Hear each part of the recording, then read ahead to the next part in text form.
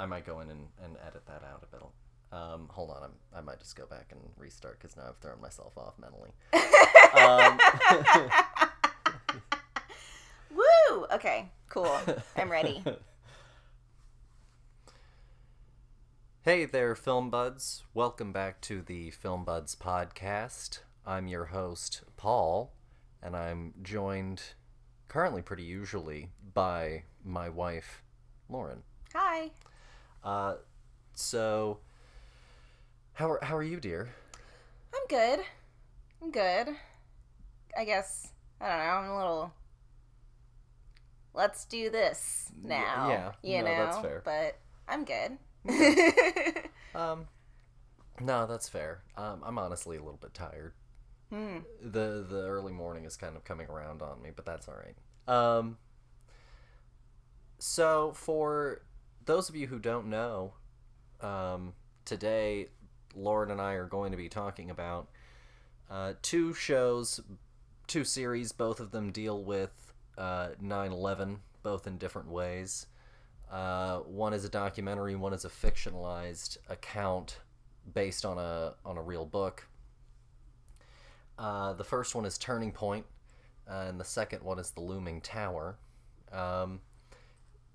We decided to kind of, do this episode a little while ago, but we ended up not finishing Turning Point or The Looming Tower in time, honestly. Things just sort of got in the way. And it's pretty heavy subject matter. We finished watching Looming Tower actually just this morning. But we wanted to do it because it's something that, is a historical event of interest for me on a certain level, and also because, it did turn 20 this year. The event, it happened 20 years ago. And I'm always curious about how things are portrayed in film and television and things like that, especially with hindsight. And everyone has an opinion that they're trying to portray, even in a documentary or a TV show. And so I thought that would be interesting to go and look at two very recent releases. Looming Tower is from 2018, and Turning Point came out this year. And I don't know, I thought that it would be interesting to go and look at it, to sort of put any listeners' minds at ease. We're not going to necessarily get too far into the politics, particularly, of anything. But I'll just say, the one thing that I think is a universal opinion is that both sides, across multiple administrations, made a lot of very, very bad decisions. And that's all that I'll really say about the actual politics of anything regarding it. But I think that we're going to try and keep it, pretty civil, pretty focused on the content itself and how it's talking about these things and what it wants you to feel and think about these things. Because we're not using this for some sort of platform per se, not like this, especially not on something that I'm nowhere near informed enough to possibly have a proper, use of this platform for. So yeah, I feel like I need to really look at the facts written down more, and like this was great for like a visual kind of understanding of the events of 9/11, but I feel like personally I still need to go and really just kind of digest everything that happened and like reevaluate some of the facts, just for myself, and not necessarily I guess reevaluate, but like, just cement what these things are for myself, so that way that I can like, have a better understanding of what truly, happened. Mm-hmm. Not in any sort of, conspiratorial way, but just in the sense of, like, understanding the who, the why, the when in actual detail, like reading the actual Looming Tower book. No, yeah, because, like, I think that it's really important to have an understanding of history as history, no sugarcoating, no, I don't know. I want to hear the whole story. Mm-hmm. I don't want to just hear one side of it. I don't want to hear the victor's version of history. I want to hear the facts as they were, as they happened. you So know. yeah. Yeah, I think that's all that I have to really get us started. We might talk about some other stuff afterward. I guess it kind of depends on how we feel a little bit at the Yeah. end. But we do have, of course, a clip for you. We're going to go ahead and start with Turning Point, and we've got a clip, so take a quick listen. It was a beautiful fall morning. There was the loudest noise I had ever heard, and it got dark. Pieces of this story continue to come together. I've never seen anything like this. I whispered into the president's ear, America is under attack. I am convinced military action will not prevent acts of terrorism. Oh, we know where they're shooting from! Keep moving! Keep moving! So that was Turning Point, 9/11 and the War on Terror, which, as I said, came out this year, 2021. And it is directed by Brian Knappenberger, and the premise is this unflinching series documents the 9/11 terrorist attacks from Al-Qaeda's roots in the 80s to America's forceful response, both at home and abroad. So do you want me to start, or do you want to start? Or... Sure, you can start. Okay. I didn't think that you were going to want to start. No. But I thought that I would ask. So I saw this one, and I was sort of instantly drawn to it. You know, once I saw it, I was like, oh, I do want to watch that. Because it is something that has, you know, been a part of the aftermath of 9/11, you know, the war in Afghanistan and all of that has been a part of our life for, 20 years now. And so I thought it was interesting to go back and revisit the roots, just for myself personally. Because again, I know some of the broad strokes of certain things, but I didn't know certain key details, certain key figures, etc. Mm-hmm. So I was immediately sort of drawn in to the concept, and I immediately wanted to watch the series. And ultimately, what I'll say, just sort of upfront, is that I'm glad that I did, but that first episode is definitely like it's hard. It's an incredibly rough experience, because the first episode you start with sort of the events of they the day ripped of that 9/11. Band-Aid right on off. They're like, here's the day. Here it is, right there. Yeah, and so even though it sort of chronologically documents things, pretty much every episode for the first 3 or so starts with some sort of accounting of certain perspectives on the day of. Yeah. Because it's like the third episode, I think, that you have the perspective from the Pentagon.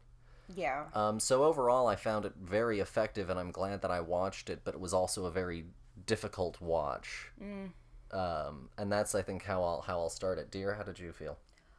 Whew, boy howdy. Yeah, I would second that opinion. It was tough.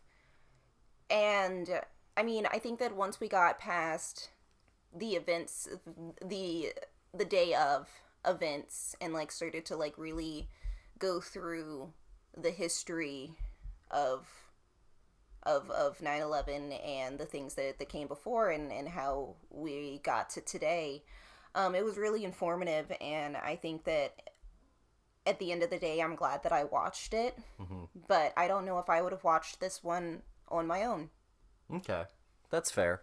Now, overall, I would say that I think the documentary for me does a really good job. It chronicles, like it says, the sort of full scope of the events, which is also actually what the Looming Tower book itself kind of chronicles. This is sort of taking a page, pun intended, from the book.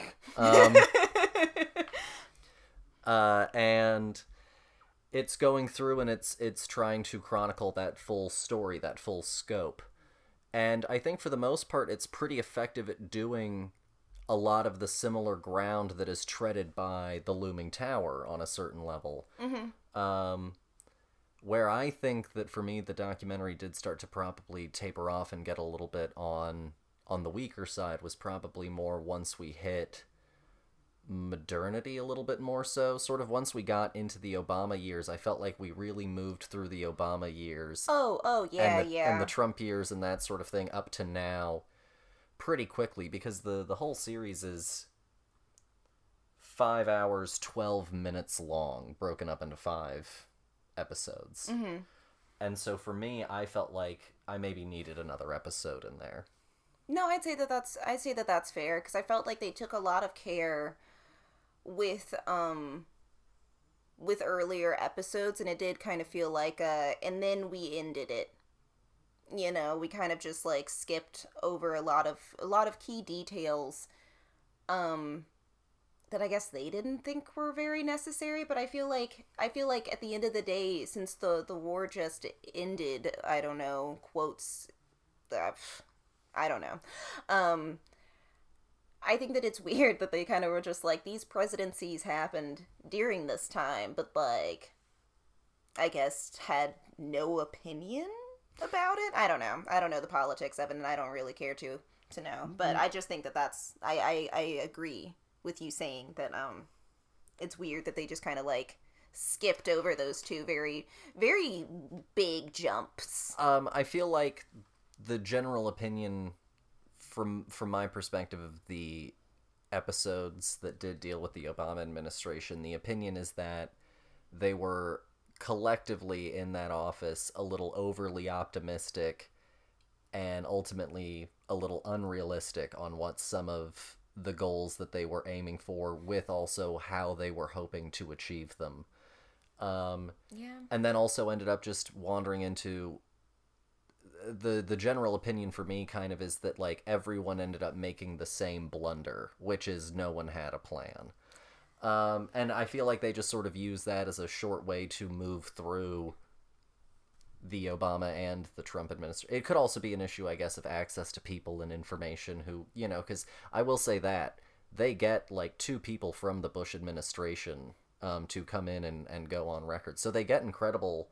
That's a real strength of this documentary as well, is that it does have really, really strong primary sources as interview subjects. Yeah, and it's really interesting to hear from people who were working in politics at that time to hearing from survivors and loved ones of those who lost their lives that day. And it was just I think that it was just really, really beautifully done. It's just, you know, it's a hard topic, and I think that that's something that will probably push people away from watching it. But like, if you are one of those people who want to know, I would consider this a great resource. Yeah, for sure. And honestly, you know, and I certainly don't want to necessarily get political, but it's interesting to hear what both of the people from the Bush administration say, because, you know, there are certain ways that they are from, I think, even as if I were an interviewer, there are ways that I would have found their answers to my questions a little bit unsatisfactory on a certain level. And so, but it is interesting as a viewer to then sit and have all the story playing out and kind of weigh what's being said to also what else is being said, what else is being shown, what else is being documented, and to kind of weigh their perspective against it actively is interesting, and I do recommend the series quite a bit. Do you watch a lot of, like, more, I guess, historic... I know that you watch a lot of, like, animal documentaries. This is a documentary-focused question. I know that you watch a lot of animal docs. Do you typically go out of your way to watch things about, like, historical events or atrocities or things like that? I guess that's not really, like, my morbid curiosity. I think that I found the Ted Bundy documentary on Netflix fascinating, and I would highly recommend that as well. But that's kind of like where my curiosities usually go towards when it comes to like historical events. It's usually like, you know, the oddities of the human psyche that I kind of like. I think that that's probably because like I definitely grew up in a household that like, you know, watched Criminal Minds and like CSI, and I just kind of I love a good mystery, and I think that those are always like, you know, the biggest mysteries of all are the, you know, the spooks in the night. No, I definitely get that. I'm drawn toward them occasionally, intermittently, you know. I really enjoy like I think it's Dirty Money on Netflix, which is a great docuseries. It's an anthology docuseries. So I can certainly be drawn toward it just because I'm fascinated by, I guess, I think that there's a spectrum, you know, there is sort of, you know, a known spectrum of sort of, you know, sociopathy. Not saying that anyone involved in, like, you know, the 9/11 thing is a sociopath, but I mean, some people were, obviously. But I'm fascinated in a lot of events that have criminality at a high level that is sort of, I guess, you know, just as damaging as, you know, like a Ted Bundy, but in a totally different way. Kind of like the mob. Yeah, but is ultimately just as much a symptom of a similar sort of mindset, this sort of predatory mindset, and I'm fascinated by that on a certain level. So I'm drawn to a lot of, I guess, things like the 9/11 documentary, like Wormwood.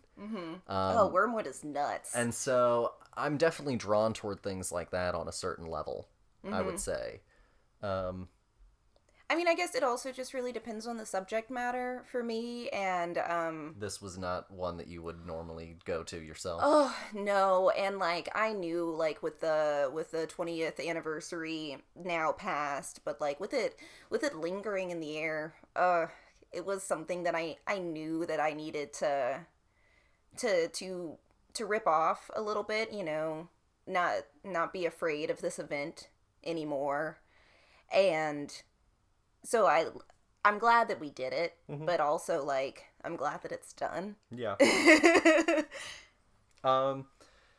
Yeah, one actual way that I thought that it definitely, I thought, glanced over some of the aftermath, and maybe this is just something that is more of what I found personally interesting that, you know, I can't critique them for not including.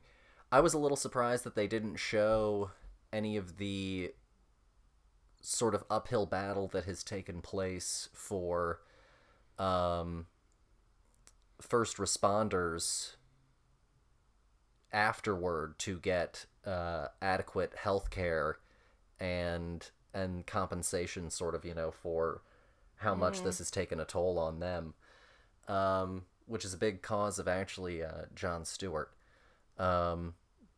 I mean, I feel like that's a whole, like, other documentary. But I feel like that itself could have been a whole episode. And maybe that's my thing, is, like, you know, The Looming Tower was 10 episodes. This was 5. I could have gone for probably, maybe not 10 of this show, but probably closer to, like, 6 or 7. Yeah, because, I mean, I guess eventually you would have to stop talking about, you know, direct 2-day of events and really, start to move past that and, like, the effects of what happened to, I guess, not only the people of New York, but also, like, the city itself, you know. It took them forever to do the monument and stuff like that. You know, we could have talked about erecting this whole thing and how long that took, and the history behind the decision and all of that jazz. I was very interested in how they brought, and I wasn't expecting them to take it here, you know, and this was definitely a way that they surprised me in a sort of a good way, when they brought up the discussion on the Islamic Cultural Center that ended up not getting built. And I remember when that was getting talked about and how it was getting branded as a mosque by a lot of people, unfortunate, you know, as like a negative thing. Yeah. And it's really unfortunate what happened, and I love that they end with his words, because I think that he has a very profound final message of peace that definitely is very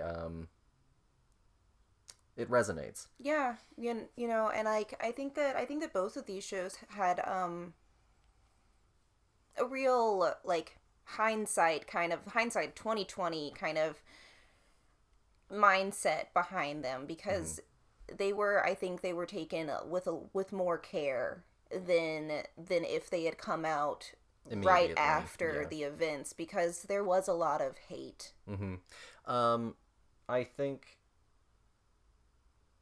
I think it's definitely the right time. I do think that 20 years is a good time to start to investigate, and we can talk about that a little bit more also after Looming Tower, discussing sort of fictionalized versions of history around this event. But as far as this documentary was concerned, I thought that it handled what was very difficult subject matter, for the most part, very tactfully. I think that it definitely wants you to know that if there's one thing I think that it wants you to know, it's that a war with no end in sight is a futile effort that only begets more war.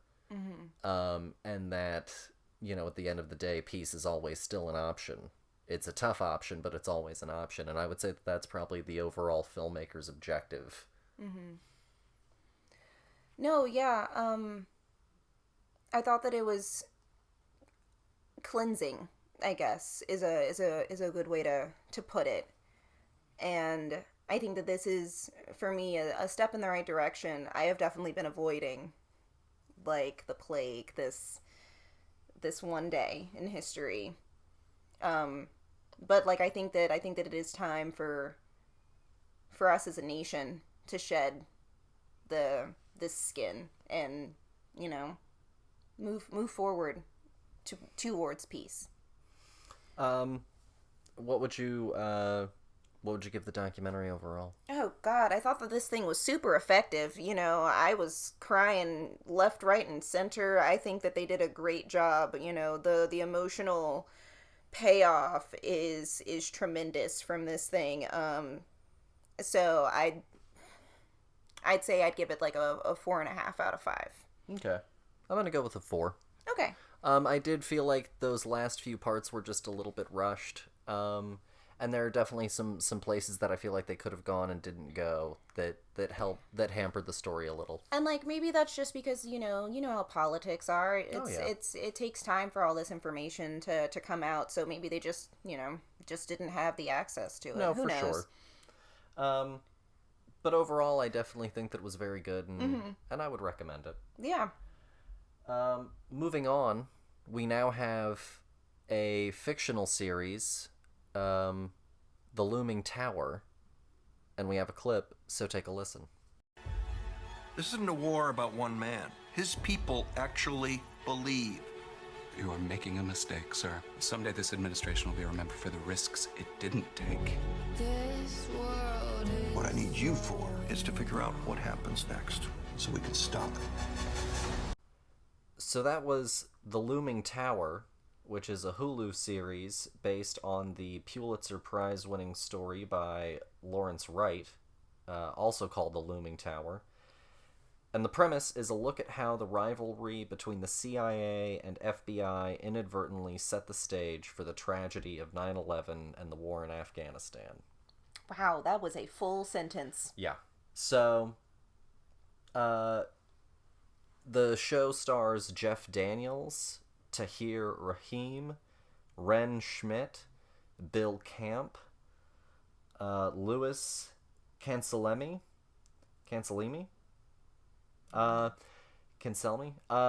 Virginia Cull, sorry about that last name, my guy, Michael Stuhlbarg, and Peter Sarsgaard, with a few brief appearances by Alec Baldwin as well. Do you want to start this one? Sure.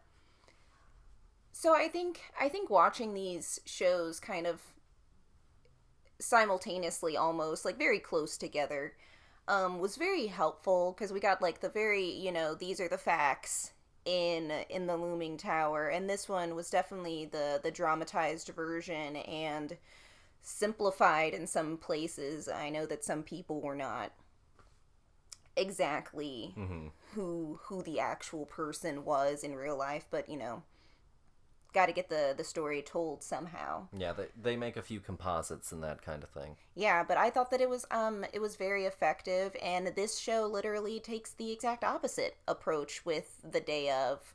It does not start with it, and I think that it is really interesting to see the events that kind of led up in again this very dramatized version of history way to what happened, because like I've never really known. Yeah. And I think that this was a very nice digestible kind of easy way to get this information without necessarily having to go to the textbook version, which I would say that the Looming Tower was. I mean the Turning Point. Ah, God, these names. Yeah. So I think that it was great. I really enjoyed watching it in conjunction with the documentary as well. It was kind of how I felt about when I did OJ, The People versus OJ. I went and I watched all of the documentary, and then I went and watched all of the FX show.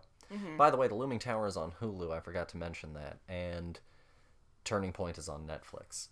I really enjoyed this a lot. It was interesting seeing a real-life person from Turning Point, Ali Soufan, as a character in like he's like the main Looming character. Tower. Yeah, he's pretty much he's our actual main protag. So I really, really enjoyed it. This one, whereas Turning Point, I think, was laying the blame kind of a lot of places. This story is definitely, it's about feud and rivalry, and kind of how Hamilton, the musical, takes the real life feud that did exist between Burr and Hamilton and use it for these overarching themes and metaphors and ideas. I think the Looming Tower reaches for that as well. I'm not sure it always lands each one of those blows as effectively as I would like it to, but I do think that it swings pretty well for the most part. I was really pleased with a lot of the performances. Jeff Daniels does a great job. Bill Camp does a great job. Tahir Rahim does a great job. Michael Stolbarg does great. Like, honestly, no one does a bad job cast-wise. The issue for me is truly in the writing and in some of the ways that they do shortcut and I think shortchange the narrative. And I if I had to give the show truly one note, it's that, the FBI are clearly meant to be our good guys. The Al-Qaeda cell is meant to be our bad guys, but are bad guys that are partially the result of bad action before, and some of them are out and out evil who are manipulators, but some of them are confused people who have been manipulated, and they paint them with a much broader brush. And then the true antagonists, the true bad guys of the show, are the CIA, and I think that they paint them with an almost cartoonishly evil brush, and I think that does sometimes hinder some of those characters' arguments. Yeah, and I mean, like, I don't know if these people were really like this in real life, but I mean, I really hope not, because honestly, how did you get so high up in your career, mate?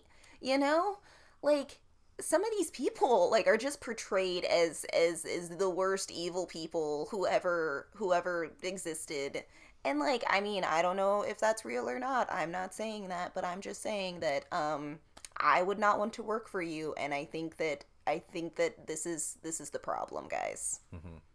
But no, I think that overall it's the weakest point, because they take a real life guy who was the head of the CIA task force, and he's a composite character here. They fictionalize him, and they definitely hint at his sort of future as a guy who would end up going on to, you know, write this book about bin Laden and do all of these other things that the show knows that he goes on to do. They put all of that in there, and maybe it was all in there, you know, at the time, but they definitely, I feel like they ham it up to really make him seem like a bit of a madman. No, yeah, they really kind of make him kind of like, what's his name, like Charles Manson or something as like they really portray this guy as like a kind of sociopathic cult leader dude who's just like manipulating the CIA and all of their agents to not share intel and bada bing bada boom. That's how things happened, and we gosh darn could have fixed it if you only shared some intel. But you know, stinginess is bad. Yeah. But yeah, so overall, I definitely thought that element could be improved. They go out of their way to definitely make sure that pretty much everyone in the FBI is favorably viewed. And not to say that anyone in the FBI was like a bad person, but like I'm not sure that they get the same. They don't ever get, I think, any kind of real mark against them to the same way that like they really lay every drop of this at the CIA's feet. Yeah, I mean like and they're like really trying to make some like, you know, our main guy has like affairs like left, right, and center, and they are just like painting him as just like this confused man, and like yeah, I get that, like that could have been his reality, sure, but also like I don't think that the CIA got painted as nicely as this man, that they're just like, you know, being like, oh gosh, he's just a tortured soul. Whereas like they are all evil twirling mustachers over there. Gosh darn them. You know, burn them all in hell. I don't know. I think that this could have used, honestly, the documentary treatment. It's based on a Pulitzer Prize-winning book that covers a very, very expansive period of time, and when I was watching it, I oftentimes felt like Turning Point was, you know, a similar story to Looming Tower, and I was like, I don't understand why Looming Tower didn't end up a documentary, and it ended up a dramatized show. I don't know, maybe for the digestibility of it. Yeah, you know? Perhaps. It's a lot of information, and like that's what I really learned about all of this with watching both of them, is just like there's so much that I still don't truly fully comprehend of what happened on that day, you know, and the time leading up towards it. No, absolutely. I think maybe Looming Tower could have almost done something similar to Wormwood, where it has all of this documentary footage, but then it has all of this very, very high-end recreation footage, and hybridize the two, and I think that could have been really successful like, as a format splice them for together, because then we could have, you know, had Ali Soufan on, you know, on the dramatized version of it, and then we could have had him being interviewed still, and it would have, you know, coincided more, I think, directly. Yeah. And I think that would have worked really well. Because the Looming Tower did have some of the footage of, like, events and, you know, things that happened. It spliced in some real footage, yeah. But I think that they could have gone a little bit, you know, I think that overlapping them more would have made a nicer show. No, I think that I absolutely agree with that. Have not seen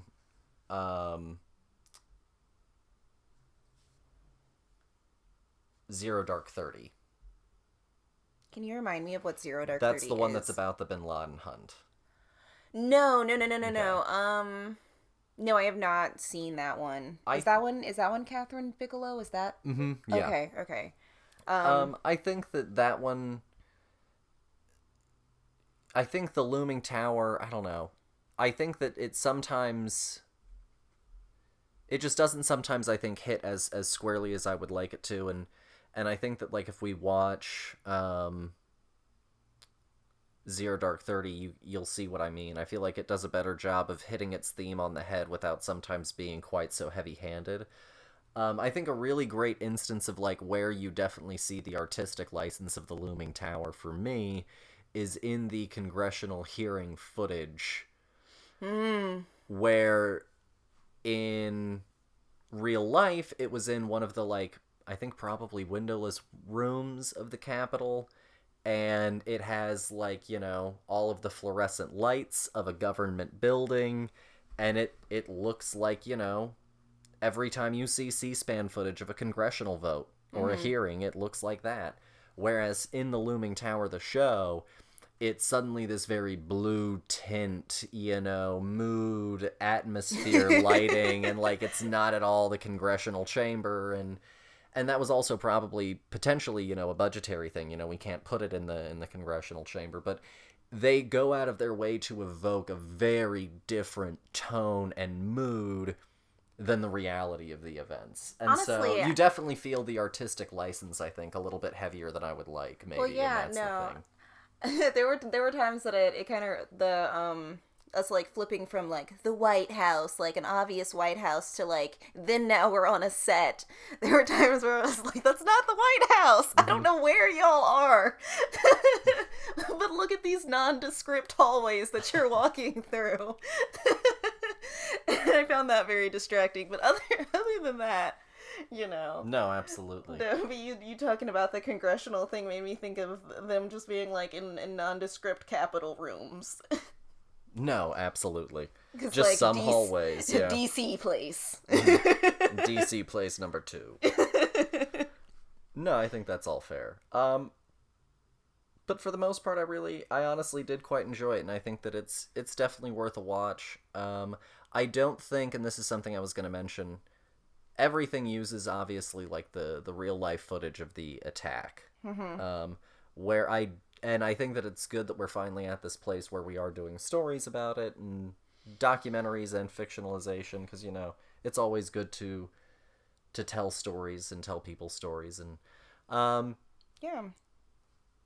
What I don't think that we are at yet is the point of going to a team of animators and be like, okay, it's time for you guys to animate the plane hitting the tower. What?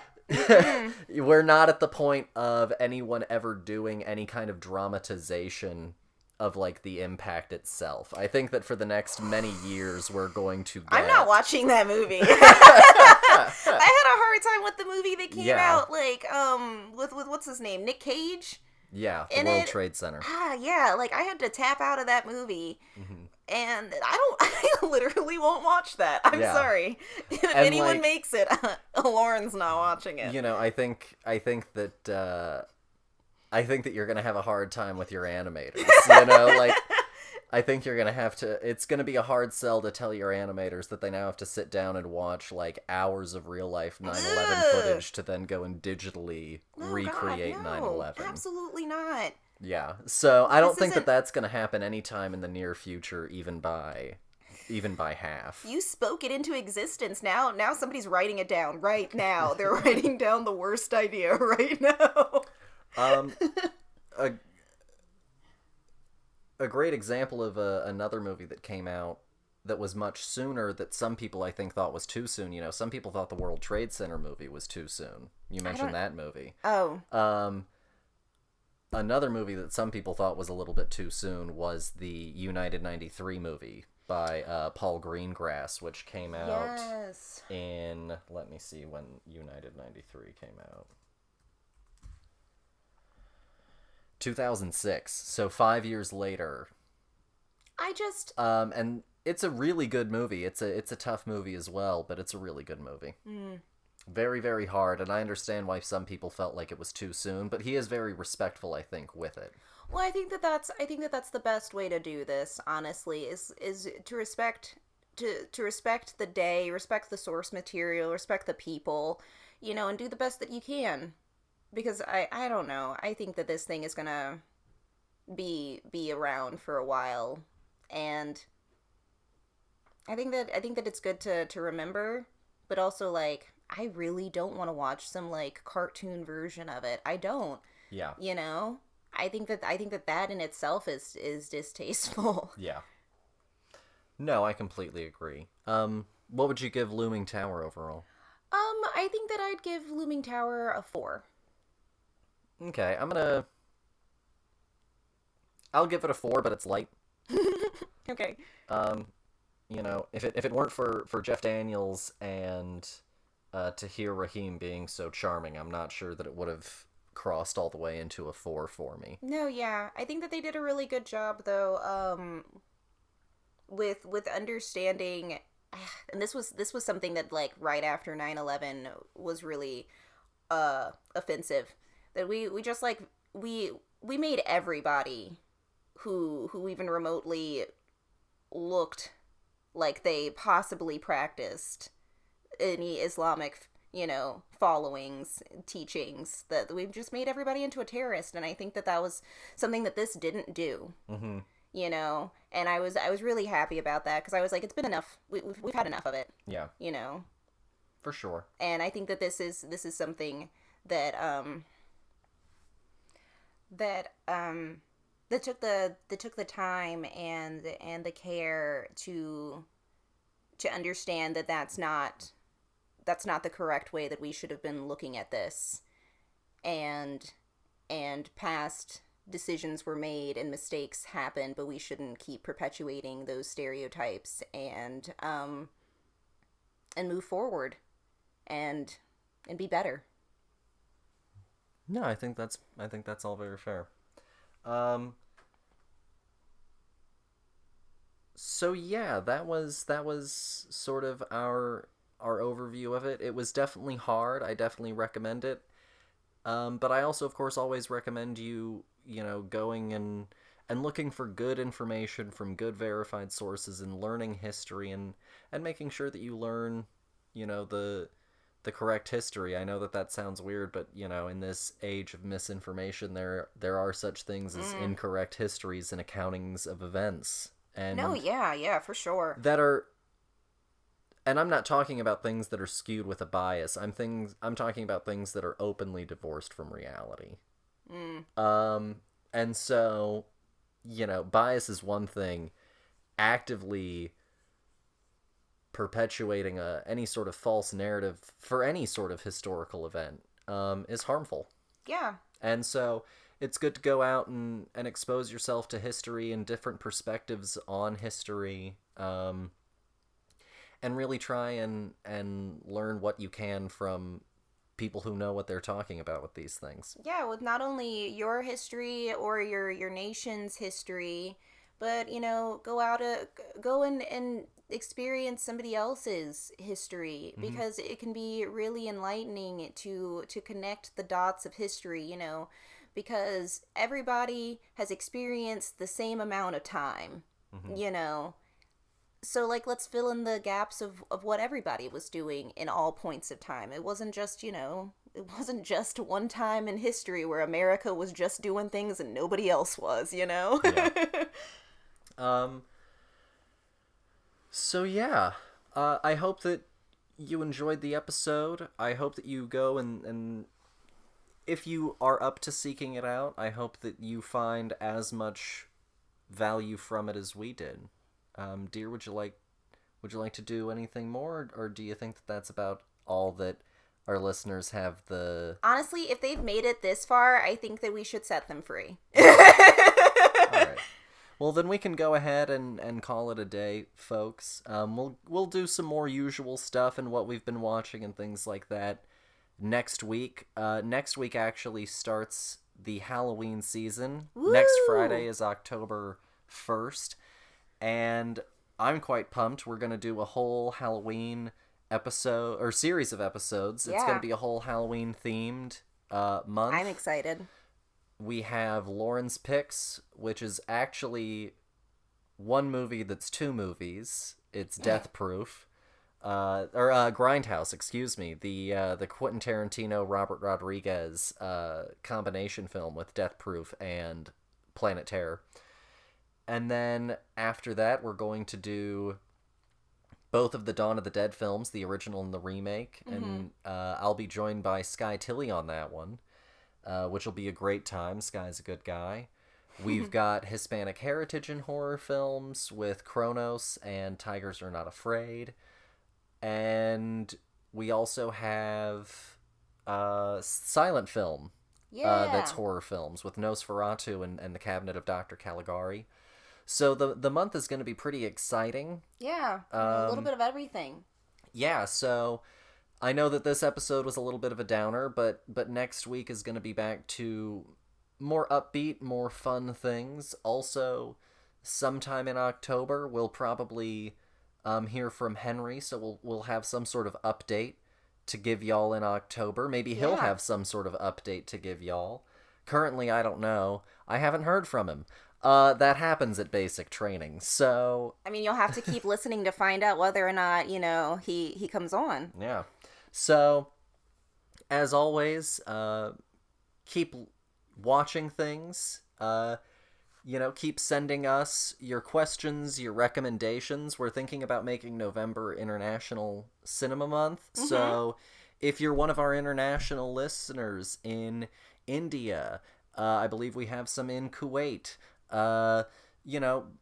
go and send us some recommendations, and we'll go and we'll talk about international cinema all throughout the month of November, potentially. So go email us at thefilmbudspodcast@gmail.com. Follow us on Twitter at thefilmbuds. Follow us on Instagram at thefilmbudspodcast. We even have a LinkedIn page, people. You can find us everywhere. So, and if none of that does it for you, then there's always thefilmbuds.com as well. So you've got a lot of ways. If you're here and a long-time listener, you already know. If you're a new listener, go and get on it. Drop us a review. Have a great day, folks, and we'll see you next week. Bye.